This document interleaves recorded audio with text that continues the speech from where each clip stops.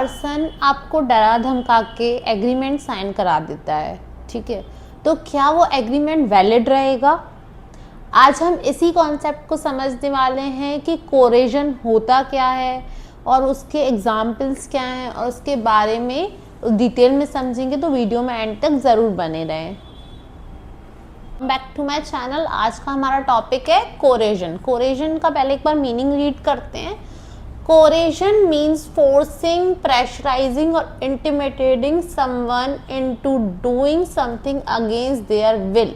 इसका मतलब होता है किसी पर्सन को इतना ज़्यादा फोर्स करना या उसको प्रेशर करना या मैनिपुलेट करना, उसको बातों में मैनिपुलेट करना कि कुछ वो ऐसा कर दे जो वो करना ही नहीं चाहता है, जो उसकी इच्छा के अगेंस्ट हो, अगेंस्ट देयर विल। कुछ ऐसा काम जो उसकी इच्छा के अगेंस्ट हो, किसी को प्रेशराइज करके, किसी पे फोर्स लगा के या किसी को डरा धमका के जब आप कुछ भी करवाते हो तो वो क्या होता है? कोरेशन होता है। कि आपने कोई एग्रीमेंट साइन किया लेकिन आपने ये सब चीज़ें की, फोर्सिंग, प्रेशराइजिंग, इंटिमिडेटिंग, ये सब चीज़ें की, तो वो बोला जाता है कोरेशन।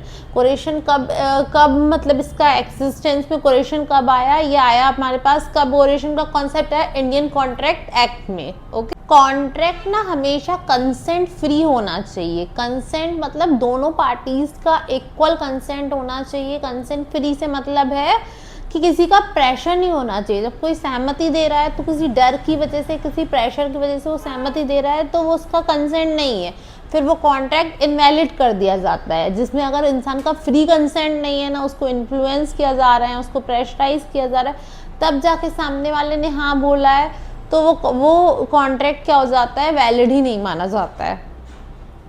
एक सिंपल सा एग्जाम्पल देती हूँ इसमें। ए पर्सन है ना, उसके पास क्या है? उस पास शॉप है और बी नॉर्मल पर्सन है। बी ए को धमकी दे रहा है कि मेरा कॉन्ट्रैक्ट साइन करो वरना मैं शॉप को तोड़ दूंगा, शॉप को ब्रेक कर दूंगा, ठीक है। तो ये क्या हुआ? ये तो ज़बरदस्ती का प्रेशर बना रहा है कि भैया कॉन्ट्रैक्ट साइन। तो इधर पे क्या हुआ?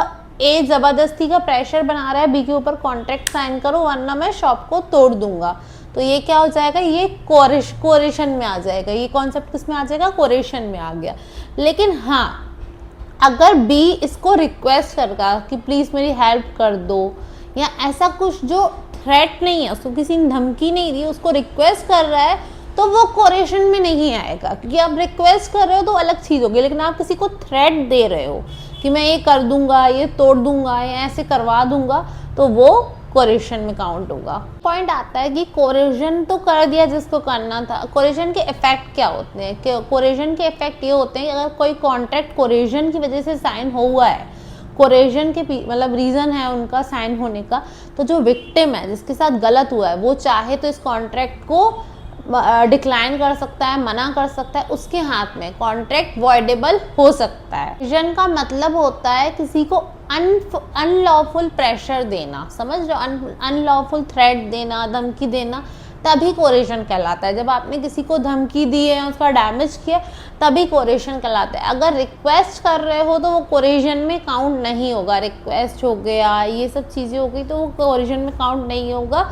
अगर ये टॉपिक ना मोस्टली ऐसे शॉर्ट नोट्स में पूछा जाता है कि कोरेशन होता क्या है, तो उसको अच्छे से डेफिनेशन का आप स्क्रीनशॉट ले सकते हैं और इसको लर्न कर सकते हैं, बिकॉज ये एग्जाम्स में शॉर्ट नोट्स में या डिफाइन करने में आपको पूछी जाती है। अगर आपको ये वीडियो हेल्पफुल लगी हो तो please like, share and subscribe to my YouTube channel.